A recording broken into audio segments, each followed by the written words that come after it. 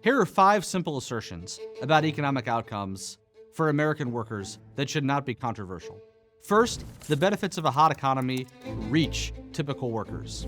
A rising tide may not lift all boats evenly, and it may not lift all boats at the same time, but a rising tide does lift all boats. Second, wages and incomes have not been stagnant for decades. Third, broader quality of life has improved significantly for typical households.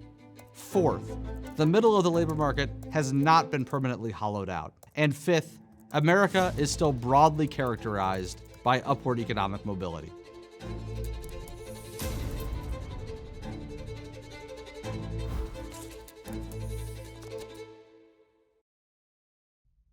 Take a look at this graph, which shows inflation-adjusted wages for different groups of workers relative to their 2007 level. What you see is that wages for the median worker, the worker who earns right in the middle, fell for years following the 2008 financial crisis. The fact that over half of workers earned less in 2014 than they earned in 2007 is in large part responsible for the rise of populism. It is in large part responsible for the Occupy Wall Street movement, for President Obama defining income inequality as the central issue of our time. It is in large part responsible for the rise of Donald Trump on the political right and the rise of Bernie Sanders on the political left.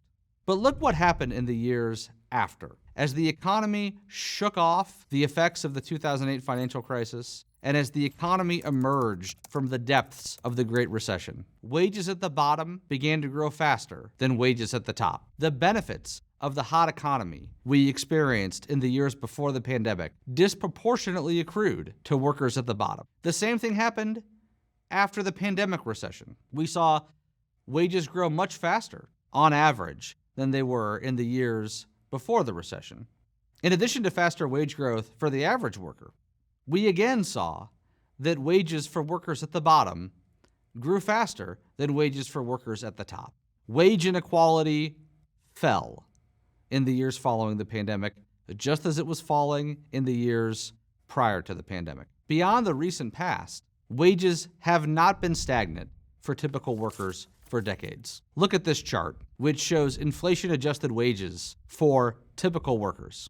You can break this chart up into 3 time periods. In the years following the end of World War II, up until the early 1970s, wages grew rapidly for typical workers. Then, from the early 1970s until the early 1990s, the United States did experience multiple decades of declining inflation-adjusted wages for typical workers. But since then, wages have been rising for typical workers since the early 1990s. This is not a story of uninterrupted progress. In this graph, you can see years of wage stagnation following the 2008 financial crisis. In this graph, you can see that wages didn't grow as rapidly following the pandemic, as high inflation ate into nominal wage gains. But over the past 3 decades, you clearly see a story of wage increases. Over this time period, after accounting for inflation, wages grew for typical workers by over 1/3. A 1/3 increase in purchasing power is not stagnation, it is growth. Over the last 3 decades, wages grew faster at the bottom than they did at the top. Median workers enjoyed an inflation-adjusted wage increase of around 1/3, while workers at the bottom, the 10th percentile of workers, saw their wages grow by more than 50%.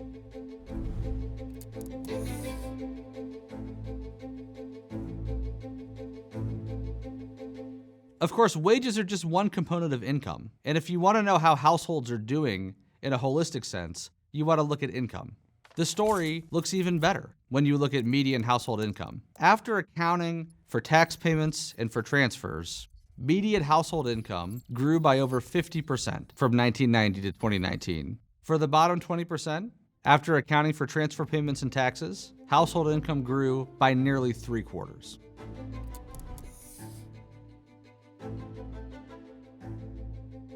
Beyond wage and income growth, life is clearly better for typical households than it was decades ago. The mortality rate from heart disease has fallen by more than half from 1970. Today, over 90% of households have computers, and the vast majority of households enjoy internet access. Nothing like personal computers or the internet existed 4 decades ago. Air passenger fatalities fell by a factor of 100 from 1980 to 2013. And typical American workers enjoy substantially more time away from work than they did a half century ago.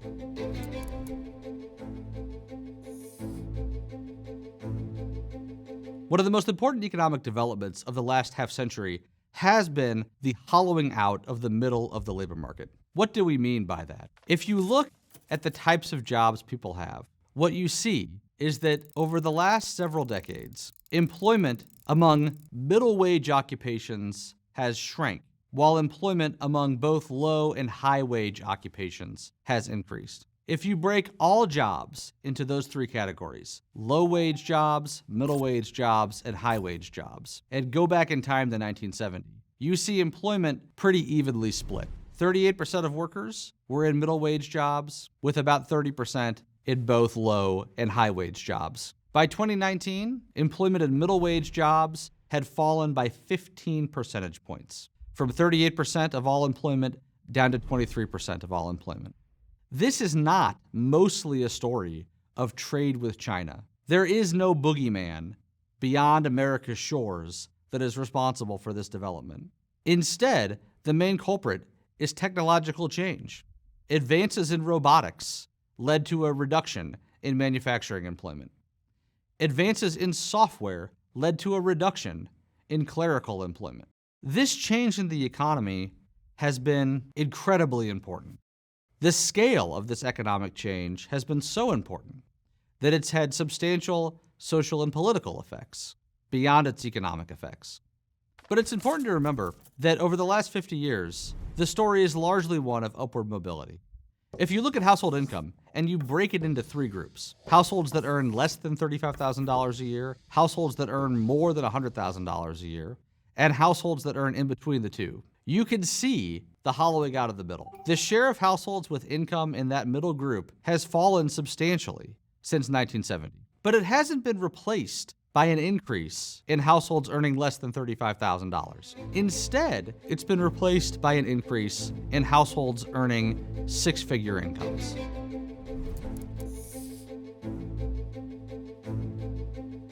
What's happened to the middle of the labor market is a story of creative destruction. Our national conversation focuses on the destruction component of creative destruction. But as always happens with economic dynamism, the economy is creating as well as destroying. Let's divide middle wage occupations into 2 groups, the old middle and the new middle. The old middle are the manufacturing, production, construction, and clerical jobs that have so much political salience. And the new middle is everything else. Examples of old middle jobs include assemblers and metal fabricators, meat packers and poultry cutters, machine setters, metal pourers, and furnace operators. They include welders and carpenters, and payroll and timekeeping clerks. New middle occupations include healthcare support, transportation, education and training, and personal care and services. This chart zooms in on the middle. You see, over the last 2 decades, a decline in old middle jobs. You also see a rise in new middle jobs. What this graph shows you is that economic dynamism is unleashing the process of creative destruction. But that process involves creation as well as destruction. The goal of public policy should not be to turn back the clock to your favorite decade, whether that's the 1970s or the 1950s. Instead, policy should attempt to help as many workers as possible to take advantage of the new opportunities in today's economy and to take advantage of growing economic opportunities. In the new middle, the fastest growing occupations include sales reps and truck drivers, heating and air conditioning mechanics and installers, computer support specialists, event planners, health technologists, social workers, marriage counselors, AV techs, paralegals, chefs, and food service managers. These jobs are different than the old middle jobs. They require a little more education, and they require different skills. They require situational adaptability, social intelligence, customer service and interpersonal interaction skills, and technical and administrative skills. American workers should be confident that they can acquire those skills. Policymakers should be confident that they can help workers to do exactly that. We should proceed with confidence and optimism that we can meet these challenges and that we can help workers to take advantage of the opportunities that exist in today's economy. We should not give in to nostalgia for an imagined past.